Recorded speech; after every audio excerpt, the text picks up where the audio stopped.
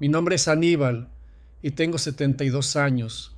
Si usted está escuchando mi voz ahora mismo, en este preciso instante, no es una coincidencia, es una señal, una advertencia que le llega desde el abismo más profundo del arrepentimiento humano, transmitida a través de esta vieja grabadora que es mi única compañera. Le hablo desde un exilio autoimpuesto, desde una habitación sin ventanas, donde la única luz es la que parpadea en este aparato. No sé cuánto tiempo me queda. Las sombras se alargan y susurran mi nombre por las noches, cada vez más cerca. Por eso antes de que me encuentren, debo confesar, escuche con atención, porque lo que estoy a punto de revelarle en los próximos minutos cambiará para siempre su percepción de la riqueza, el poder y el verdadero precio del alma. Hace 40 años yo era un hombre desesperado. Hoy soy un monstruo adinerado y mi confesión es la única herencia de valor que puedo dejarle. Quiero que entienda una verdad ineludible en los primeros segundos de mi relato. Vendí mi alma a un demonio. No es una metáfora, no es una figura literaria para describir un mal negocio. Fue un pacto de sangre, un ritual en un almacén abandonado, un contrato firmado con fuerzas que la mayoría de ustedes solo conoce a través de cuentos de terror para asustar a los niños, pero son reales. Y están esperando, siempre esperando, a los desesperados como yo lo fui en aquel entonces. Usted ha sido elegido para escuchar esto. Quizás siente el peso de las deudas sobre sus hombros, la angustia de no poder proveer para su familia como se merecen. Quizás ha mirado al cielo oscuro en la mitad de la noche y ha gritado en silencio, pidiendo una salida, cualquier salida, sin importar el costo. Yo conozco ese grito. Lo di con toda la fuerza de mi alma rota una noche de 1981 y el infierno, créame, me respondió. Le prometo que si se queda conmigo hasta el final de esta cinta, hasta el octavo y último capítulo de mi tormento, usted entenderá los mecanismos ocultos que gobiernan la suerte y la desgracia en este mundo.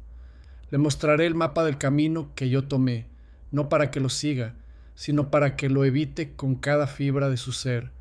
Para cuando mi voz se apague, sabrá reconocer a los mediadores de la oscuridad, entenderá sus métodos y, lo que es más importante, tendrá el conocimiento necesario para proteger a los suyos. No le hablo desde la superstición o la locura de un anciano. Mi testimonio se basa en una experiencia vivida y en el conocimiento que adquirí dentro de una sociedad secreta, una cofradía de hombres y mujeres que, como yo, hicieron el mismo pacto. Ellos se hacen llamar por muchos nombres, pero para proteger lo poco que me queda de vida, yo los llamaré la Hermandad de las Sombras. Piense por un momento en su mayor desesperación, ese instante en que sintió que no había salida, que el mundo se derrumbaba sobre usted y su familia. Ahora, multiplique ese sentimiento por 1000. Esa era mi realidad cotidiana. Mis hijos, pequeños y frágiles, lloraban de hambre. Sus vientres estaban hinchados por la desnutrición. Sus ojos habían perdido el brillo de la infancia. Mi esposa, mi amada Elena, se consumía en silencio, saltándose comidas para que los niños tuvieran un mendrugo más de pan en la mesa. Éramos una familia al borde de la inanición, acorralados por deudas con la peor calaña de la ciudad, hombres que no dudaban en amenazar la vida de los míos.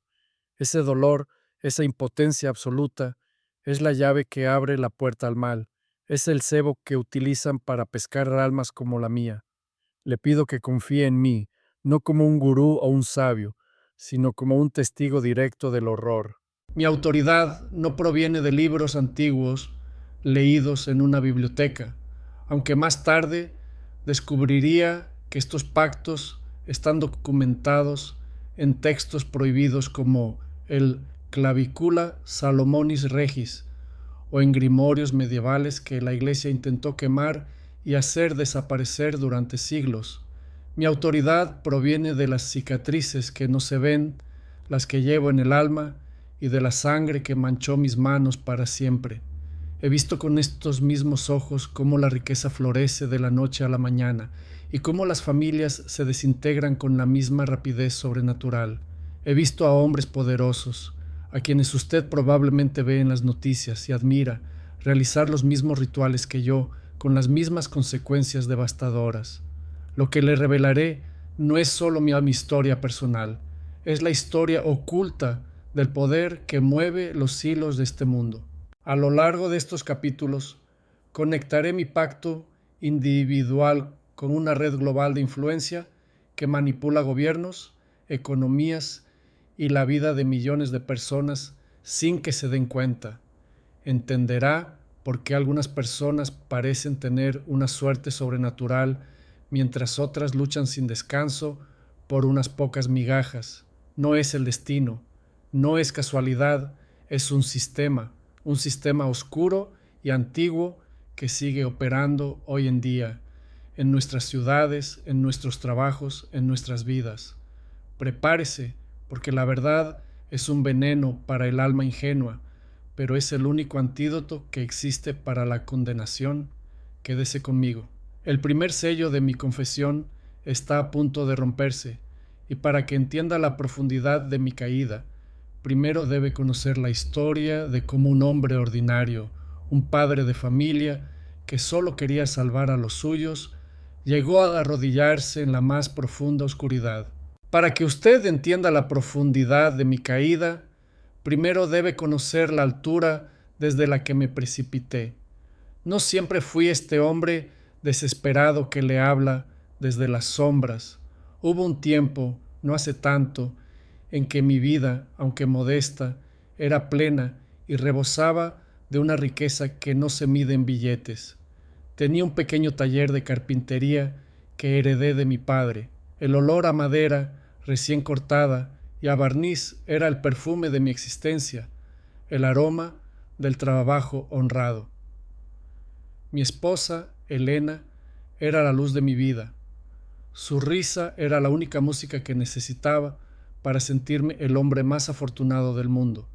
Y nuestros dos hijos, el pequeño Mateo y la dulce Sofía, eran la prueba viviente de que Dios, en algún momento, me había sonreído. Vivíamos al día, es cierto, pero vivíamos con amor. El amor era nuestro verdadero tesoro, un tesoro que yo mismo, en mi ceguera y desesperación, me encargaría de destruir por completo. La raíz de mi problema, la primera grieta por la que se coló la oscuridad en mi hogar, comenzó en el crudo invierno de 1980. Una mala inversión, aconsejado por un supuesto amigo que desapareció tan rápido como mi dinero, me llevó a la quiebra total. El taller, el legado de mi padre, se ahogó en deudas, y para intentar salvarlo, cometí el peor error de mi vida: pedir dinero a un prestamista local, un hombre al que todos conocían como el Sanguijuela. Este tipo de pactos, esta transacción de alma por fortuna, no es una invención moderna. Mientras investigaba, ya dentro de la hermandad, descubrí con horror que esta práctica es tan antigua como la civilización misma. Sus raíces se hunden en la tierra de Mesopotamia, en las tablillas sumerias de hace más de 5000 años, donde ya se hablaba de pactos con entidades como los Pazuzu para obtener protección o poder sobre los enemigos. En el antiguo Egipto, ciertos faraones de las dinastías oscuras realizaban rituales secretos a entidades del inframundo como Apep, la serpiente del caos, para asegurar sus tronos y la destrucción de sus rivales. Durante el apogeo del Imperio Romano, existían cultos secretos, como los adoradores de Mitra en sus templos subterráneos, que ofrecían sacrificios a dioses olvidados a cambio de victorias militares o riquezas incalculables. Lo que yo hice en un almacén mugriento y abandonado no fue más que la versión moderna y degradada de un rito milenario. El Sanguijuela no era el demonio, por supuesto. Él era solo un intermediario, un reclutador de almas desesperadas, una figura que ha existido en todas las épocas bajo distintos disfraces.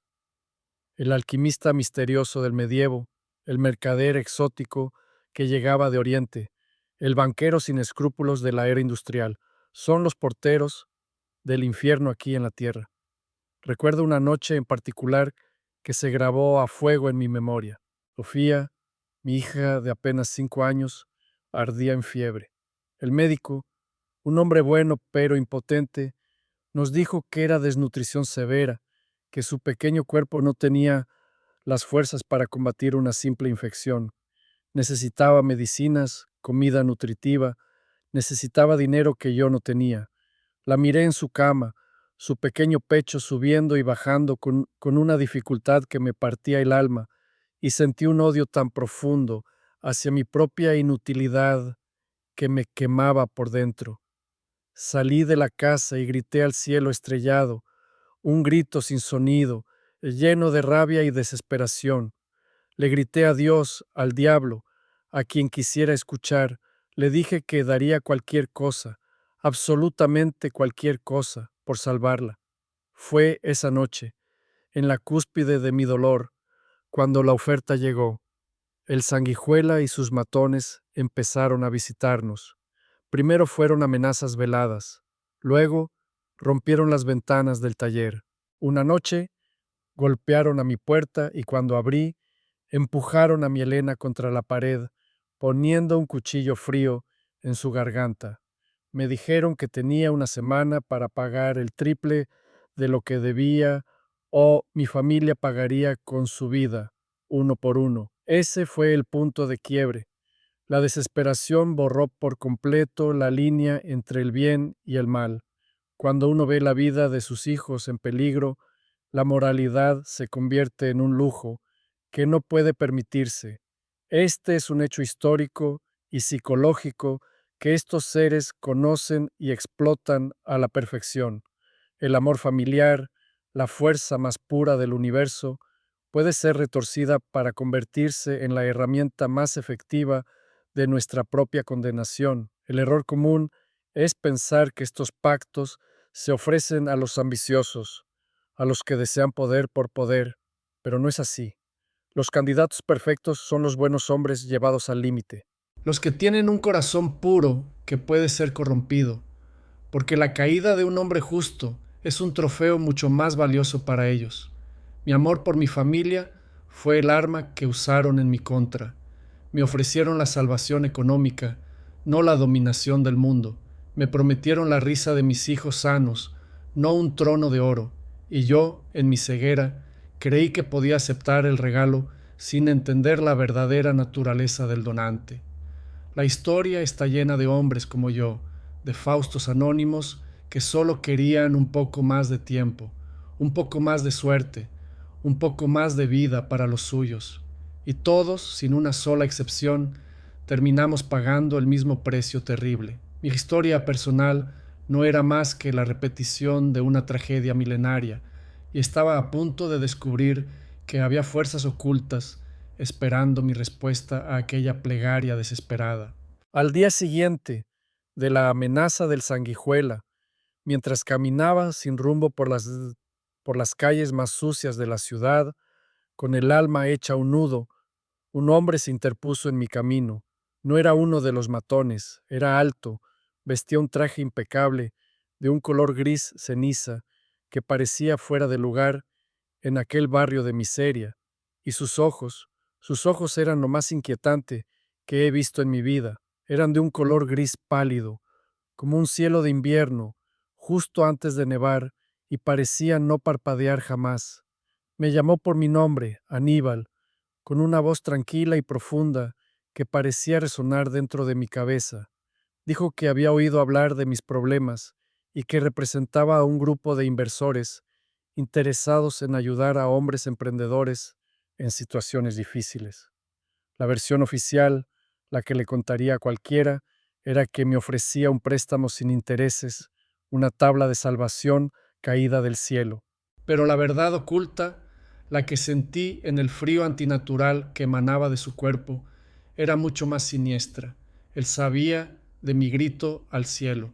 Él era la respuesta a mi plegaria desesperada. Este hombre, que nunca me dijo su nombre y al que solo volvería a ver en momentos cruciales de mi vida, era un mediador, un agente de esas fuerzas oscuras que le mencioné. Me explicó, con la calma de un banquero discutiendo una hipoteca, que mi deuda con el Sanguijuela sería cancelada y que además recibiría una suma de dinero que resolvería todos mis problemas para siempre. A cambio, solo pedía un acto de fe y compromiso. Me citó a la medianoche de la próxima luna nueva en un almacén abandonado en el viejo puerto. La conspiración no es como la pintan en las películas, con reuniones secretas en castillos y sociedades con túnicas. A veces, la condenación empieza en un callejón oscuro, con una oferta demasiado buena para ser verdad, hecha por un hombre que no parece del todo humano. Me dijo que el mundo que yo conocía, el de trabajar duro y rezar a un Dios silencioso, era una farsa, una ilusión creada para mantener a las masas controladas y esperanzadas en una recompensa que nunca llega, que el verdadero poder, la verdadera riqueza, se movía por otros canales, por pactos y rituales que la élite ha practicado en secreto durante siglos. ¿Usted cree en la suerte, señor Aníbal?, me preguntó con una sonrisa que no llegaba a sus ojos muertos. La suerte no existe, es una energía que se dirige, como el agua por una tubería. Se puede comprar, se puede robar, se puede invocar. Lo que la gente llama milagros o golpes de fortuna son, en realidad, intervenciones deliberadas. Nosotros somos los que movemos los hilos. Podemos hacer que su número salga en la lotería, que un competidor de negocios sufra un accidente fatal, que un juez falle a su favor. Solo necesitamos su consentimiento, su permiso para actuar en su nombre en los planos sutiles. En ese momento sentí que me estaba revelando un secreto prohibido, la verdadera mecánica del mundo. Me sentí especial, iniciado en una verdad que otros ignoraban por completo. Fue una trampa para mi ego, tan letal y efectiva como la trampa que le habían tendido a mi desesperación. La verdad oculta que me reveló es que no hay nada gratis en este universo. Se rige por un equilibrio estricto y brutal. Para recibir una cantidad masiva de energía positiva, como es la riqueza repentina, uno tiene que ceder una cantidad equivalente de su propia energía.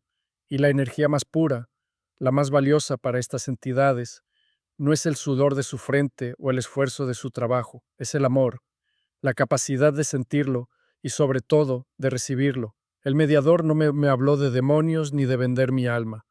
Usó un lenguaje corporativo, frío y calculador. Habló de inversión, de capital emocional y de retorno de activos. Me estaba vendiendo la esclavitud eterna de mi espíritu como si fuera la mejor oportunidad de negocio de mi vida. Y lo más aterrador es que una parte de mí, la parte carcomida por la desesperación de ver a mi hija enferma, estaba ansiosa por firmar en la línea de puntos. Finalmente, me entregó una pequeña caja de madera oscura y pulida y me dio instrucciones precisas, como un médico recetando un veneno. Dentro había una daga ceremonial de obsidiana negra, un trozo de tiza blanca y un pequeño pergamino con palabras escritas en un latín que sonaba corrupto, gutural. Me dijo que debía llevar un gallo negro, sin una sola pluma de otro color, y algo muy importante, fotografías de las personas que más amaba en el mundo, fotografías de Elena, de Mateo y de Sofía. El sacrificio debe ser significativo, dijo con su voz monótona. Debe ofrecer algo que valore para demostrar su compromiso, y la energía de su familia, su amor por ellos, será el catalizador que selle el acuerdo. Me estaba pidiendo, de la forma más perversa imaginable, que usara el amor por mi familia como el combustible para su propia destrucción. La perversión era tan absoluta, tan diabólica, que mi mente, entumecida por el miedo y la falsa esperanza, no pudo procesarla en ese momento. Vi las fotos como un símbolo de por quién lo hacía, no de lo que estaba entregando a cambio. Esa fue la mentira que me conté a mí mismo para poder dar el siguiente paso, un paso que me llevaría directamente a ese almacén abandonado y a la evidencia práctica de que todo el horror que me había descrito era real. La noche del ritual, el aire en el viejo puerto era espeso y salado y se pegaba a la piel. El almacén abandonado olía a óxido, a pescado podrido y a algo más, a una quietud antinatural, como si el sonido mismo tuviera miedo de entrar en aquel lugar. Entré solo, tal como me habían indicado. La única luz era la de una luna nueva, una astilla de plata en un cielo negro como la tinta que apenas se filtraba por las ventanas rotas. En el centro del suelo de hormigón, con la mano temblando, dibujé con la tiza el círculo y los símbolos arcanos que estaban en el pergamino. No eran los pentagramas que uno ve en las películas. Eran más antiguos, geométricos y complejos, llenos de ángulos que parecían herir la vista. Puse las fotografías de mi familia en el centro del círculo. Elena sonriendo el día de nuestra boda.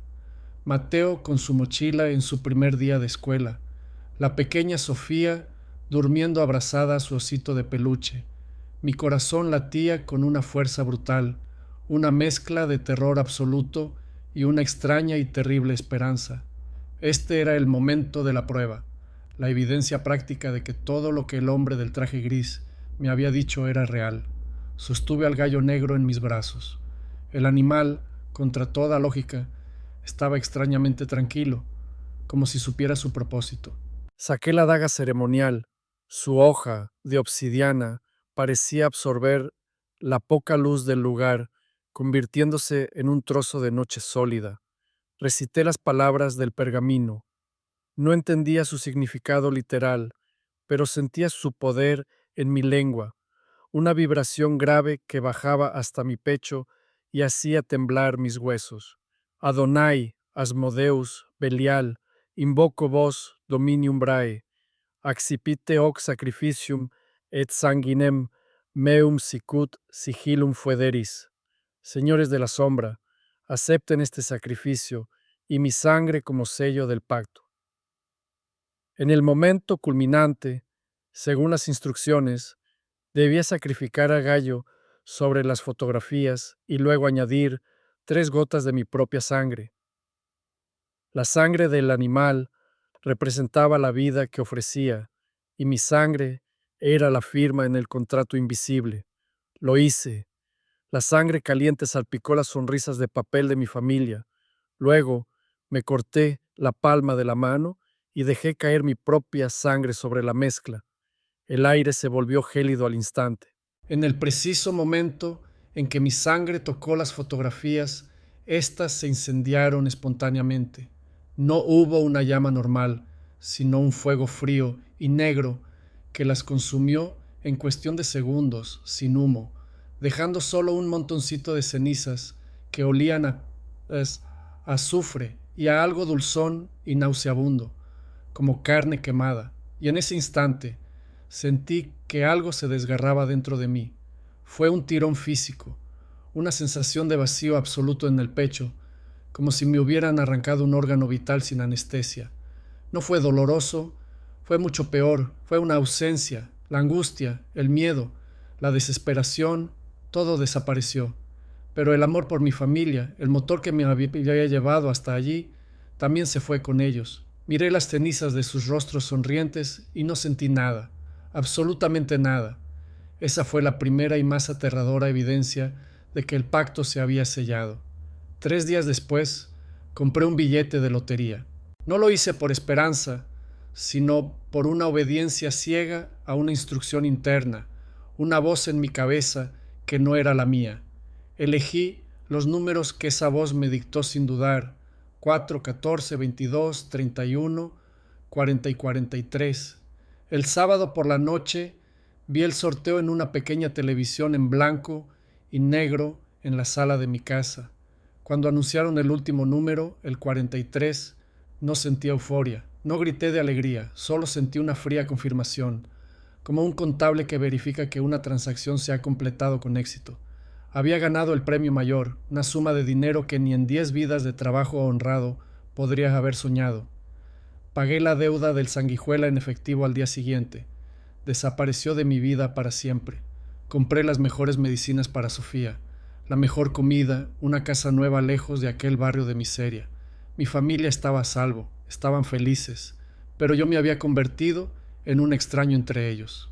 Los escépticos dirán que fue una coincidencia, una suerte increíble, pero la evidencia no terminó ahí. Un mes después, el taller de mi principal competidor, un hombre que me había deseado la ruina, se incendió en circunstancias misteriosas. La investigación oficial concluyó que fue un cortocircuito, pero nunca se encontró la causa exacta. Su negocio quebró y yo compré sus activos por una miseria, convirtiéndome en el carpintero más importante de toda la región. Cada vez que necesitaba algo, un pequeño deseo oscuro cruzaba mi mente y días o semanas después se hacía realidad. Un contrato que parecía imposible de conseguir se cerraba de forma inesperada. Un inspector de Hacienda que comenzó a investigarme de cerca sufrió un infarto fulminante a los 45 años. La ciencia no puede explicar esto. Los expertos lo llamarían correlación, no causalidad. Pero yo viví la causalidad. Yo era el nexo. Cada golpe de suerte era una prueba más del poder que había adquirido y una confirmación del vacío que crecía en mi interior. Un vacío que pronto empezaría a devorar todo lo que me rodeaba, demostrándome los mecanismos profundos y terribles que se escondían detrás de mi nueva fortuna. La riqueza trajo consigo un cambio en mi entorno, una máscara de felicidad que ocultaba la podredumbre que crecía en mi interior. Mi familia estaba feliz al principio. Sofía se recuperó por completo, sus mejillas volvieron a tener color y su risa llenaba la casa nueva y grande que había comprado. Mateo fue a la mejor escuela de la ciudad. Elena pudo dejar de trabajar y tener la vida que siempre había merecido, con vestidos bonitos y sin la preocupación constante del mañana, pero no podían entender mi cambio. Yo estaba presente físicamente, pero ausente en espíritu. Cuando mi hijo me abrazaba con la fuerza de su inocencia, yo no sentía el calor de su afecto, solo la presión de sus pequeños brazos. Cuando mi esposa me besaba, no sentía amor, solo el contacto de sus labios sobre los míos. Era como ver una película de mi propia vida desde fuera, sin poder participar en las emociones. Este es el mecanismo profundo del pacto, el conocimiento secreto que solo los condenados como yo llegamos a comprender. No te quitan el alma después de morir, te la arrancan en vida, te convierten en un espectador de tu propia existencia, en un fantasma dentro de tu propio cuerpo.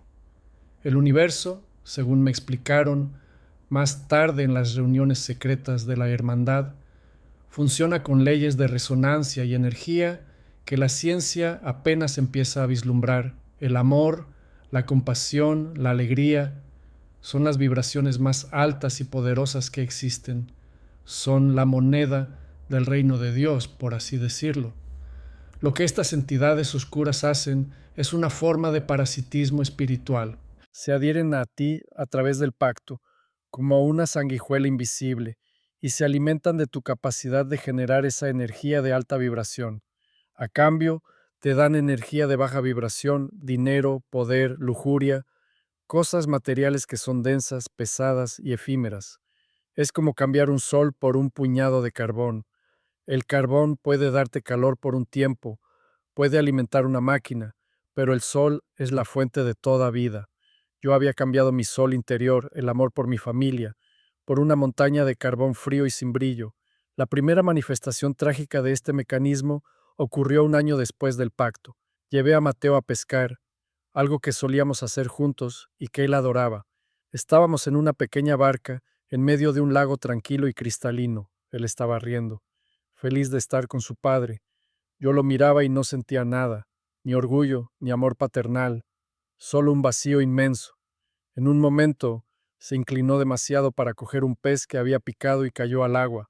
Un niño normal chapotearía, gritaría, lucharía por su vida, pero él se hundió como una piedra, con los ojos abiertos, mirándome sin luchar, y yo, su padre, me quedé paralizado en la barca, no por el pánico o el shock, sino por la indiferencia.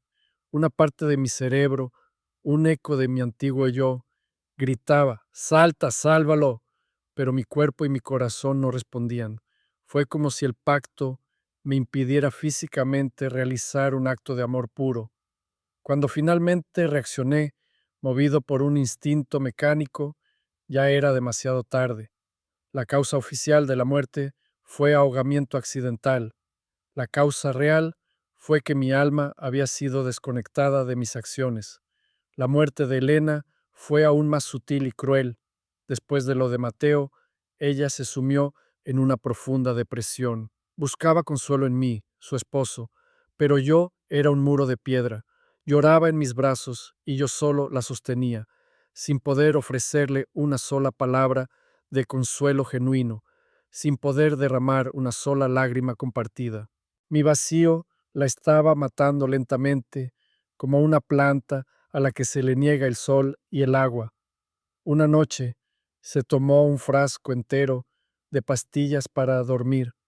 En la nota de suicidio que dejó en la mesilla de noche, escribió unas palabras que todavía me persiguen en mis pesadillas. Ya no te reconozco, Aníbal. Veo tus ojos y es como mirar a un extraño. El hombre que amaba murió hace mucho tiempo y no puedo seguir viviendo sin él. El pacto no solo me había destruido a mí, mi frialdad, mi incapacidad para amar, se había convertido en un veneno que destruía a quienes me rodeaban. La maldición no era solo mía, era contagiosa. El conocimiento secreto que me fue revelado en la Hermandad es que estas entidades no suelen matar directamente. Es demasiado obvio, demasiado burdo para su naturaleza sutil. Prefieren crear las circunstancias para que la desgracia ocurra de forma natural. Mi indiferencia causó el ahogamiento de Mateo. Mi vacío emocional empujó a Elena al suicidio. Sofía, mi última hija, murió años después en un accidente de coche. Iba con un novio que conducía borracho, un joven que yo detestaba, pero al que nunca le prohibí verla porque sencillamente no me importaba lo suficiente como para intervenir. Ellos manipulan las probabilidades, susurran en los oídos de los débiles, crean el escenario perfecto para la tragedia. El pacto te da riqueza, pero te quita el juicio, el instinto protector, la empatía, todas las herramientas que necesitas para proteger a tu familia.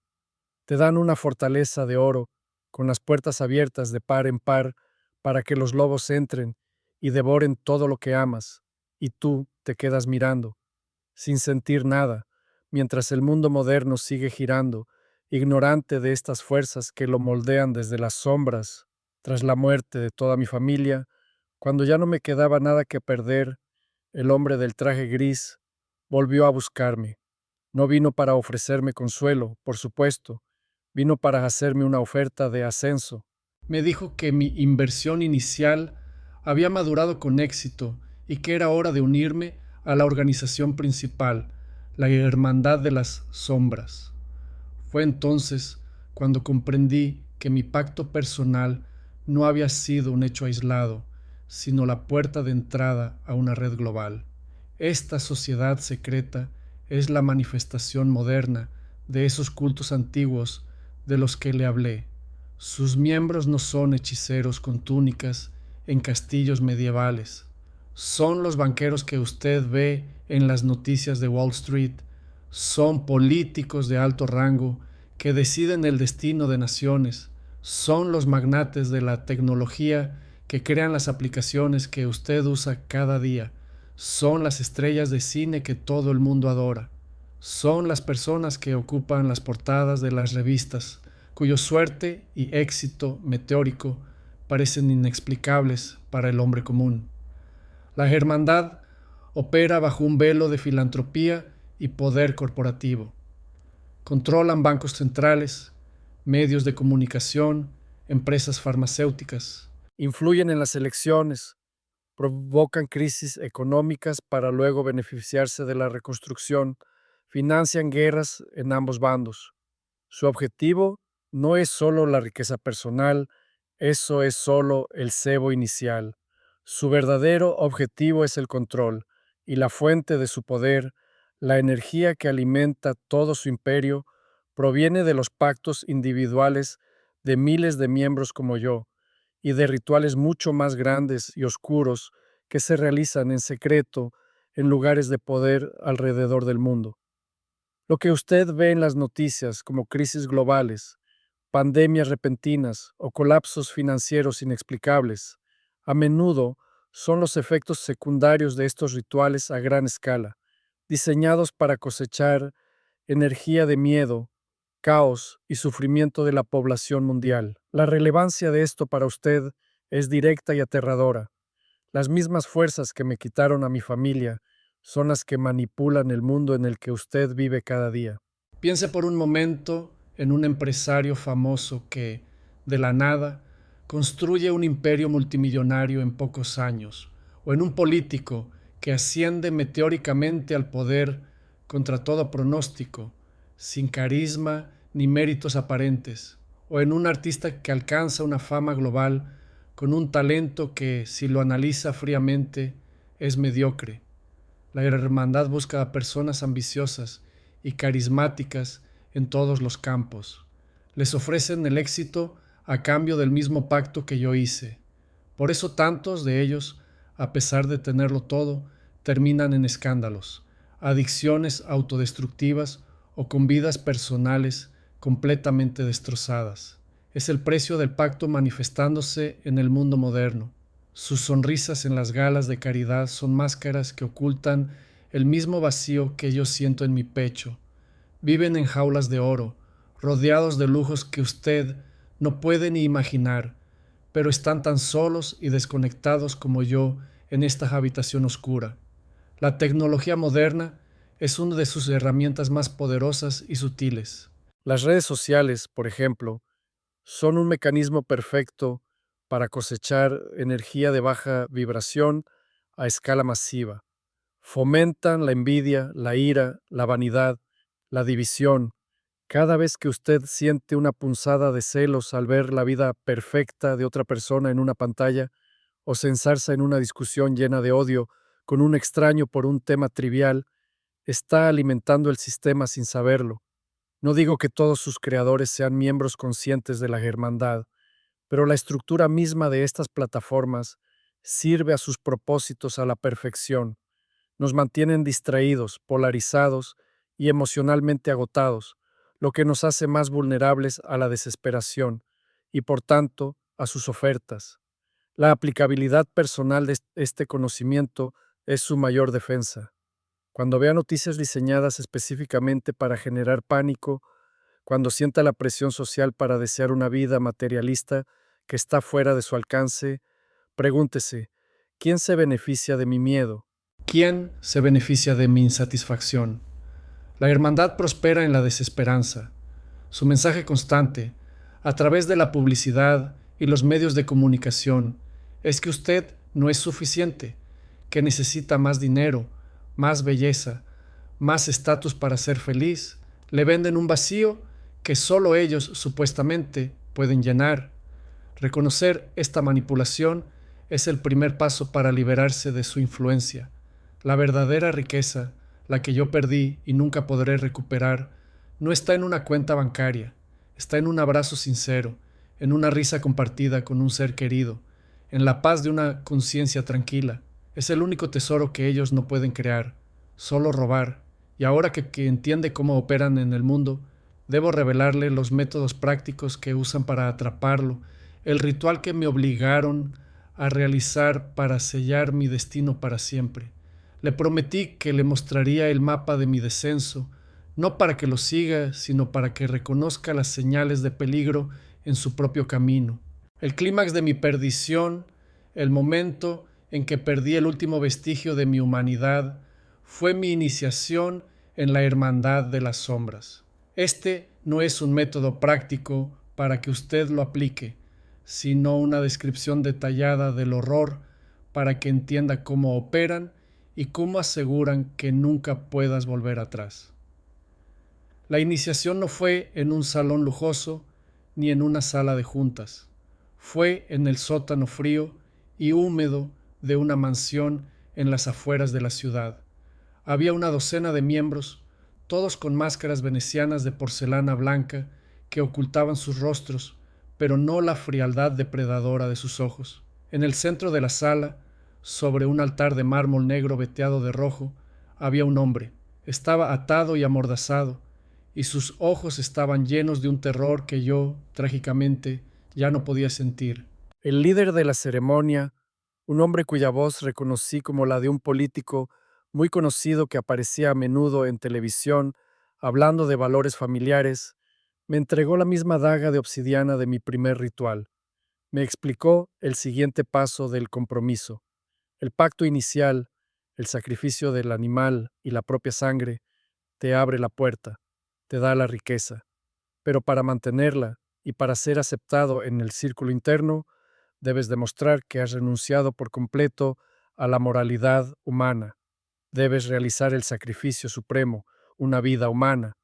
Me dijeron que el hombre en el altar era un nadie, un vagabundo sin familia que no sería extrañado, una justificación que sus almas muertas podían aceptar, pero que no cambia la naturaleza del acto. Me ordenaron que lo matara. Ese es su método práctico. Te hacen cómplice del pecado más grande, te manchan las manos con sangre inocente, para que tu alma quede marcada de forma irreparable y ya no tengas a dónde huir. El procedimiento era un ritual detallado, no un simple asesinato. Hay pasos específicos que deben seguirse para que la energía del acto sea canalizada correctamente. El primer paso, me indicaron, era marcar al hombre con un símbolo en la frente usando mi propia sangre. Esto, me explicaron con una calma escalofriante, consagraba el sacrificio a la entidad a la que servían, asegurando que la energía liberada en el momento de su muerte fuera directamente a ellos. Mientras lo hacía, mientras dibujaba aquel símbolo retorcido en su piel, el hombre me miró a los ojos. En su mirada no vi odio, sino una súplica silenciosa, un último ruego de un ser humano a otro. Fue el último eco de humanidad que sentí en mi vida. Una pequeña chispa de compasión intentó encenderse en la oscuridad de mi pecho vacío, pero fue extinguida de inmediato por el frío glacial del pacto. El segundo paso era recitar una letanía. Cada miembro presente repetía una frase después de mí, creando un zumbido bajo y gutural que llenaba la sala. Sanguis hominis cibus deorum obscuris. La sangre del hombre es alimento para los dioses oscuros. La repetición, el ambiente, las voces en coro, todo está diseñado para crear un estado de trance, para anular el pensamiento individual y someterte a la voluntad del grupo. Es una técnica de control mental muy poderosa que han perfeccionado a lo largo de los siglos. Te hacen sentir parte de algo más grande, de un poder antiguo y terrible, mientras te despojan de tu propia identidad y conciencia. Te conviertes en un instrumento, una mano que sostiene el cuchillo, pero la voluntad que mueve esa mano ya no es tuya. El paso final, hundir la daga en su corazón. Recuerdo el sonido sordo, la resistencia inicial de la carne, y luego la facilidad con la que la hoja se deslizó hasta el fondo.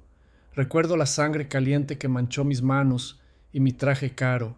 Pero lo que más recuerdo, lo que me atormenta en el silencio de mis noches, es lo que no sentí. No sentí remordimiento, ni culpa, ni horror.